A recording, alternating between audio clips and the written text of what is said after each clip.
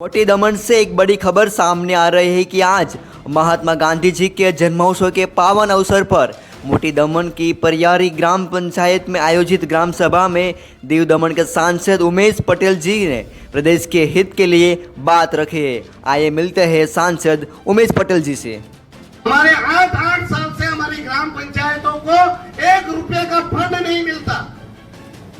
जिला पंचायत हो या नगर पालिका हो, हमारे अध्यक्ष को तो सिर्फ कठपुतली बनाकर बिठा दिया गया है। सीओ उन पे हावी है। सीओ आज फील्ड में जाता है और हमारे प्रेसिडेंटों को पूछता तक नहीं। ग्राम पंचायत है, जिला पंचायत है, नगर पालिका है, उनके पास पावर्स ही नहीं है। तो पंचायत है, जिला पंचायत है, नगर पालिका है, गांव का विकास कैसे करेगी? वीर सपूतों में હું કોટી કોટી વંદન કરું છું, નમન કરું છું અને એમના જન્મોત્સવની આપ સૌને શુભકામનાઓ પાઠવું છું। અહીં 2 ઓક્ટોબરના ગ્રામ સભા અને સ્પેશિયલ ગ્રામ સભાના ઉપલક્ષમાં ઉપસ્થિત પંચાયતી રાજના ડેપ્યુટી સેક્રેટરી અરુણ કુમાર મિશ્રાજી, જિલ્લા પંચાયતના અધ્યક્ષા બેન જાગૃતિબેન, અહીંના પંચાયતના પ્રમુખ સ્થાનમાં આજના ગ્રામ સભાના સરપંચ અંકિતાબેનજી, જિલ્લા પંચાયતના વાઇસ પ્રેસિડેન્ટ મારા મિત્ર બાબુભાઈ, ડેપ્યુટી સરપંચ સંતોષભાઈ, પ્રમોદભાઈ તેમજ વિવિધ વિભાગથી આવેલા ઓફિસરગણ, અહીં ઉપસ્થિત મારા ગામના વડીલો, માતાઓ, બહેનો, યુવાન મિત્રો, અહીં જે ગ્રામ સભા છે તેમાં લખાયું છે સ્પેશિયલ ગ્રામ સભા।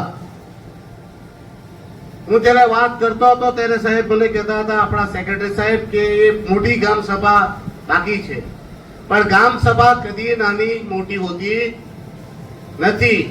પણ હવે તમને હું તકલીફ થશે, પણ હું જરા હિન્દીમાં એટલે બોલવા માંગુ છું કે અહીં જે સાહેબ આવેલા છે પંચાયતી રાજના ડેપ્યુટી સેક્રેટરી, તેને આપણી બધાની તકલીફ સમજવા પડે, કેમ કે તમને તો બધી તકલીફ ખબર છે જ। तो सर मैं गुजराती में इसलिए बोल रहा था कि थोड़ा इनको समझा। यहाँ हमारे यहाँ 2 प्रकार के कायदे चलाए जाते हैं।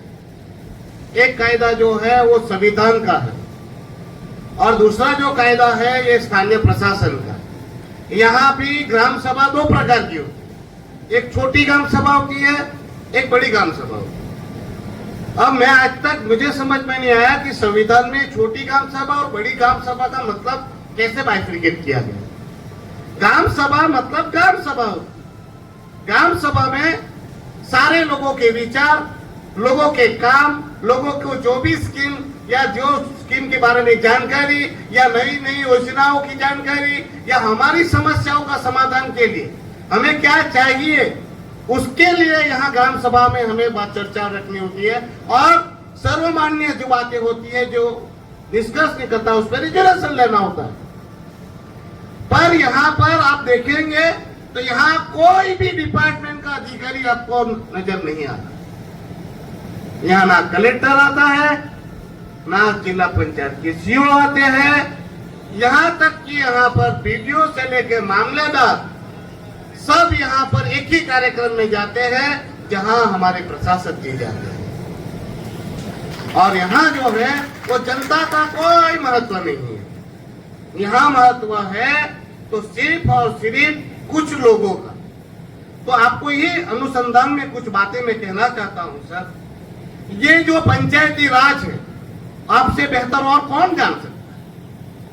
1992 में 73 संविधान संशोधन अधिनियम भारत के संविधान का भाग 9 में शामिल किया गया था। इसने भारतीय संविधान के अनुच्छेद 40 को आकार और संरचना प्रदान की। ये देश की जमीनी इकाई में अधिक लोकतांत्रिक निकाय प्रदान करने की दिशा में सरकार द्वारा उठाए गए सबसे महत्वपूर्ण कदम में से एक था।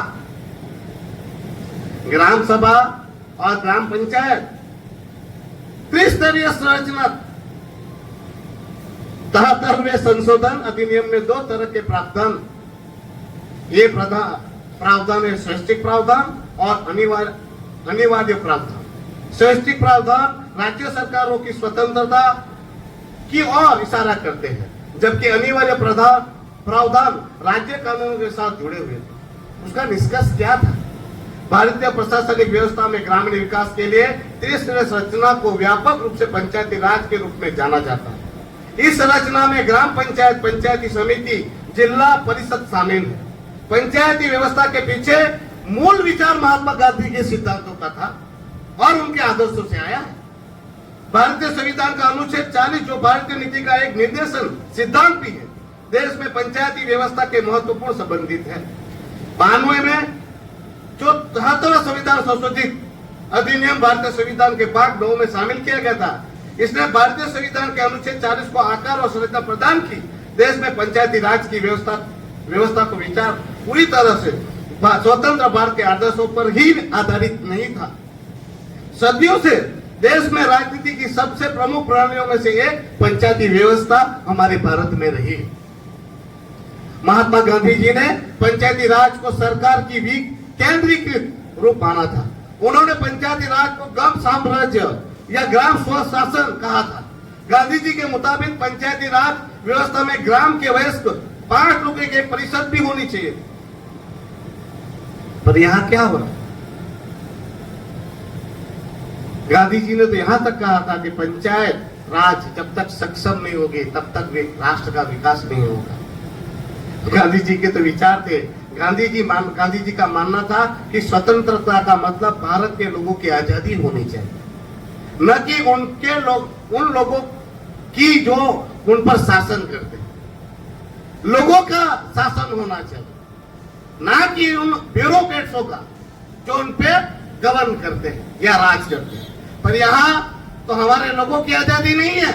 यहाँ तो अधिकारी द्वारा हमारे पे शासन चलाया जाता है, हम पे नए नए रूल्स लाके थोप दिए जाते हैं। गांधी जी ने कहा था कि स्वतंत्रता के नीचे से ही शुरू होनी चाहिए। स्वतंत्रता नीचे से शुरू होनी चाहिए। आखिरी पायदान पे जो व्यक्ति खड़ा है वो रहता है, उसका विकास होना चाहिए। जब उसका विकास होगा तो राष्ट्र का विकास होगा।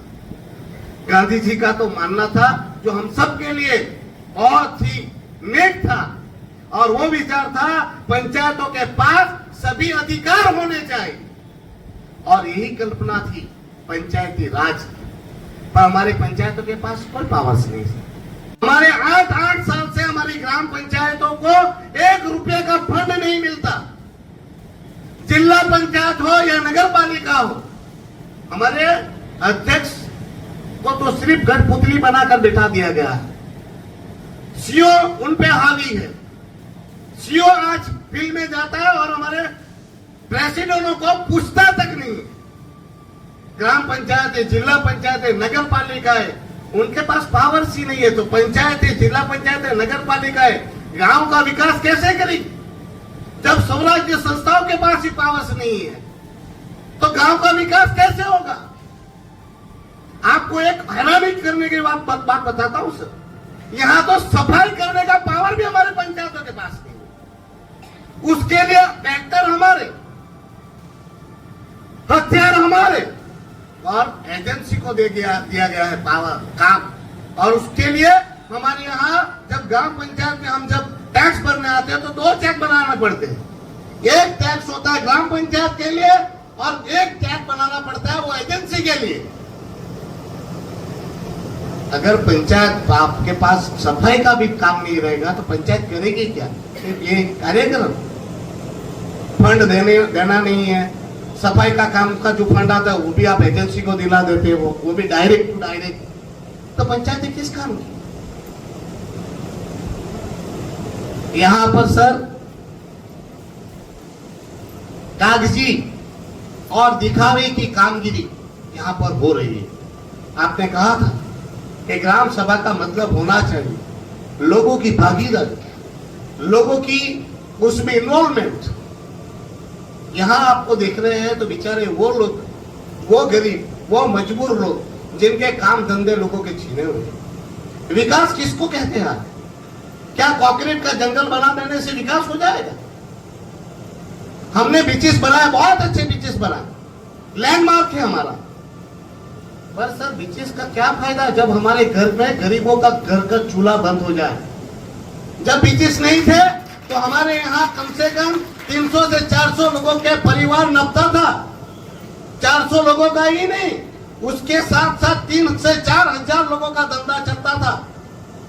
आज बीच बना तो रोजगार बढ़ना चाहिए था, तो आज क्या हो रहा है, सारे लारी गल्ले दुकान सबको तोड़ ताड़ कर उनके काम धंधे को बंद कर दिया गया। विकास की परिभाषा क्या है? विकास का मतलब ही यही है कि वो गरीब आदमी, मजबूर आदमी, उनको काम मिले, धंधा मिले, रोजगार मिले। मगर यहां पर उल्टी गंगा बह रही। यहां लोग बैठे हैं, सर ये ग्राम सभा ही है, उसका रेजुलेशन पास होना चाहिए। मैं 2-4 रेजुलेशन कहने लिए आया हूं और वो रेजुलेशन आज की सभा में पारित किया जाए। यहाँ जो बीच है जमपोर बीच, उस पर जितने भी लोग सालों से काम करते या काम धंधा चलाते, लारी गल्ला दुकान, उनको स्टॉल दिए जाए और उसको सरकारी लाइसेंस दिए जाए। साथ में ही गोवा के तर्ज में लीकर बेचने का भी लाइसेंस दिया जाए, ताकि इन गरीबों का घर बार दुकान चले। सर यहाँ टूरिस्ट मोटी दमन में पहले आते ही नहीं थे, टूरिस्ट आते थे नानी दमन में। अगर यहाँ टूरिस्ट आना शुरू हुआ है तो ये हमारे परियारी पंचायत के लोगों की वजह से। उन्होंने बीचेस को साफ किए, उन्होंने डेवलप किया, यहाँ खान पान के लिए उन्होंने व्यवस्था की, लोगों को अपने रुचि के अनुसार टेस्ट स्वाद का उन्होंने भोजन पिरोसा, और तब जाके यहाँ पर लोगों को टूरिज्म को बढ़ाया। तो टूरिज्म बढ़ाया, बीचेस को अगर मान्यता दिलाई, ख्याति दिलाई, तो उसका श्रेय ये हमारे पंचायत के लोगों को जाना चाहिए, जमपोर और परियारी के लोगों को जाना चाहिए। तो मैं सेक्रेटरी साहब से विनती करता हूं कि आज खास करके ये ठहराव लिया जाए कि यहाँ पंचायत में जमपोर बीच ऊपर और इसके आजू बाजू में जो भी काम धंधा चलता है उसको स्टॉल को रेगुलर किया जाए, उनको स्टॉल दिया जाए और उनको सरकारी मापदंड के हिसाब से जो भी लाइसेंस देने हैं उसकी प्रक्रिया की जाए। ठहराव लेवानो के नहीं लेवानो भाई, ठहराव नहीं लीजिए के नहीं ले लो ने તમે હસ્ય પછી રેડી है પાછા મારા આવી છે એ તો લંડન ને અમે ફર્યા કરે એમ કે છે। अबे और सर अभी भी हमारे यहाँ आवास योजना की कमी है। गरीबों को जो आवास मिलने चाहिए वो आवास के लिए जो मापदंड है उसको उसमें भी सुधार करने की जरूरत है और गरीबों को ज्यादा से ज्यादा उसका बेनिफिट मिले। आज हमारी भारत सरकार, हमारे यशस्वी प्रधानमंत्री नरेंद्र भाई मोदी जी का सपना है कि हर एक मजबूर के सर पर छत हो। तो सर यहाँ हमारे पंचायत, ये परियारी पंचायत है, वो आदिवासी बहुल है, यहाँ गरीब लोगों के पास जमीन नहीं है, तो उनके लिए प्रावधान किया जाए और जब सरकारी जमीन अपडेट कर इन गरीबों को घर दिए जाए। सर ये दमन दीव पहला प्रदेश है जहाँ मकान तो अच्छे दिए जाते हैं मगर 1-1.5 लाख रुपया इन गरीबों से मांगा जाता है।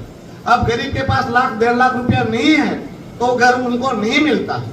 तो सरकार, भारत सरकार से ये भी मेरी मांग है, ये भी रेजुलेशन लिया जाए कि गरीब से 1 रुपया भी न लिया जाए और जरूरतमंदों को घर दिया जाए, ये भी ठहराव लिया जाए।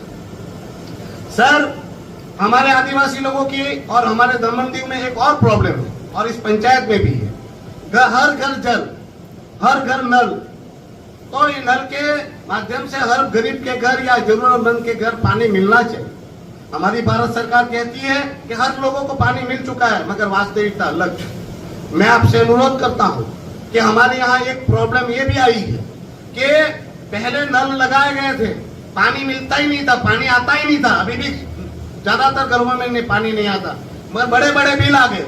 अब बिल नहीं भरा तो मेरे ग्रैंडफादर ने नहीं बिल भरा तो यहाँ की लाइट पानी का कनेक्शन कट हो गया और वो पानी जब तक वो बिल नहीं भरेगा और लाखों का बिल आया, पानी आया ही नहीं। तो मैं ये रिक्वेस्ट करता हूँ कि वो पुराने बिलों को माफ करके ये हमारे जरूरतमंद लोगों को फ्री में पानी पहुंचाया जाए और नए नाम से फिर से उनको कनेक्शन दिया जाए। सर रोडों की भी हालत आपने देखी होगी, हमारे यहाँ तो वीआईपी आते हैं तो हम लोग एक ही रूट सर, हमारे आदिवासी लोगों की और हमारे दमन दीव में एक और प्रॉब्लम है, और इस पंचायत में भी है। हर घर जल, हर घर नल। तो ये नल के माध्यम से हर गरीब के घर या जरूरतमंद के घर पानी मिलना चाहिए। हमारी भारत सरकार कहती है कि हर लोगों को पानी मिल चुका है, मगर वास्तविकता अलग है। मैं आपसे अनुरोध करता हूं कि हमारे यहाँ एक प्रॉब्लम ये भी आई है कि पहले नल लगाए गए थे, पानी मिलता ही नहीं था, पानी आता ही नहीं था। अभी भी ज्यादातर घरों में पानी नहीं आता, मगर बड़े बड़े बिल आ गए। अब बिल नहीं भरा तो मेरे ग्रैंडफादर ने नहीं बिल भरा, तो यहाँ की लाइट पानी का कनेक्शन कट हो गया। और वो पानी जब तक वो बिल नहीं भरेगा, और लाखों का बिल आया, पानी आया ही नहीं। तो मैं ये रिक्वेस्ट करता हूँ कि वो पुराने बिलों को माफ करके ये हमारे जरूरतमंद लोगों को फ्री में पानी पहुंचाया जाए और नए नाम से फिर से उनको कनेक्शन दिया जाए। सर, रोडों की भी हालत आपने देखी होगी। हमारे यहाँ तो वीआईपी आते हैं तो हम लोग एक ही रूट पकड़ते हैं, मसाल चौक से निकलकर कांठा विस्तार पकड़ के आ जाते हैं। मगर हमारे गांव की हालत खराब है, गांव के अंदर अंदर रोड भी बहुत खराब है। तो उसके लिए भी विशेष हमारे लिए रोडों का काम आपने अभी कहा, तो इस पर भी ग्राम पंचायतों में जो रोड के काम बाकी है उसके लिए करवाए जाए। सर, बहुत ज्यादा बातें हैं मगर यहाँ सुनने वाला कोई नहीं है, तो इस बार मैं अगली ग्राम सभा के लिए बचा के रखता हूँ। पर आपको मैं यही कहना चाहता हूँ, बिना पंचायतों को सक्षम बनाए, बिना उनको फंड दिए, बिना उनको पावर्स दिए, पंचायती राज कभी नहीं आएगा। और कभी भी ग्राम विस्तारों का, ग्राम पंचायतों में बसने वाले लोगों का विकास नहीं होगा। अगर इनका विकास नहीं होगा तो राष्ट्र का विकास संभव नहीं है। आपसे अनुरोध है कि पंचायतों के जो संशोधन 73 में पावर्स दिए गए हैं, और हमारी जिला पंचायतों को भी जो हेड वाइज 24 हेड हमें मिले हैं, हमें जो पावर्स दिए गए हैं उस पंचायती राज में वो पंचायतों को पावर्स दिए जाए। सर, आपको और एक तकलीफ की बात कहता हूँ, पहले एक चेक पे 2 साइन होते थे। सेक्रेटरी, ग्राम पंचायत का सेक्रेटरी भी साइन करता था, अब तो ये भी साइन नहीं कर सकता। तो आपसे अनुरोध है कि ग्राम पंचायत में जो मिले पावर्स है उनको वापस रिस्टोर करें और पंचायती राज को सक्षम बनाने के लिए पहल करें। मैं जानता हूं कि यहाँ के अधिकारियों को और यहाँ के लोगों को प्रोटोकॉल नहीं पता है, आपका धन्यवाद। हमारे सेक्रेटरी को भी पता नहीं है, पर जो एमपी होता है वो सर्वोच्च नागरिक है दमन दीव का, उसका प्रोटोकॉल सबसे ऊपर होता है, और वो होता है तो वही मुख्य अतिथि होता है, उसका ही सम्मान पहले होता है। सर का आभार। कभी मैंने सर को इसलिए बोला कि अतिथि देवो भव, मतलब अतिथि जो होता है वो भगवान तुल्य होता है, इसलिए मैंने सर को बोला था कि नहीं, आपका प्रोटोकॉल के साथ आप मत चलिए, क्योंकि हमारे लिए आप अतिथि है और आप हमारे प्रदेश के लिए हमारे भगवान है। पर सभी लोगों को ध्यान देना होगा कि दमन दीव का सांसद जो है अब बदल गया है, और वो प्रोटोकॉल पहले आप लोग नहीं देते थे, मगर अब प्रोटोकॉल तो हम लोग छीन के लेंगे। और प्रोटोकॉल का ख्याल रखिए, ये सांसद जो है वो उमेश पटेल नहीं है, ये दमन दीव की लोगों की चुनी हुई उम्मीद है और आशाएं और अपेक्षाएं है। उमेश पटेल नहीं बोल रहा है, ये सांसद बोल रहा है जो इन लोगों की आवाज होती है। और ये जो प्रोटोकॉल है वो मेरा नहीं है, जनता का है। तो ये प्रोटोकॉल का हमेशा से ख्याल रखें। और ये माध्यम से, आपके माध्यम से मैं अधिकारी को भी बताना चाहता हूँ कि ग्राम सभाएं छोटी बड़ी नहीं होती। अब हर ग्राम सभा में हर एक अधिकारी को उपस्थित रहना होगा और जो भी योजनाएं हैं और जो शिकायतें हैं उसको सॉल्व करना होगा। नहीं तो आप लोगों की ड्यूटी एसी में बैठकर गाड़ी घोड़ा लेके घूमने तक की नहीं है। अगर आपसे काम नहीं होगा तो आपको यहाँ से कैसे भगाना है वो भी हमें आता है।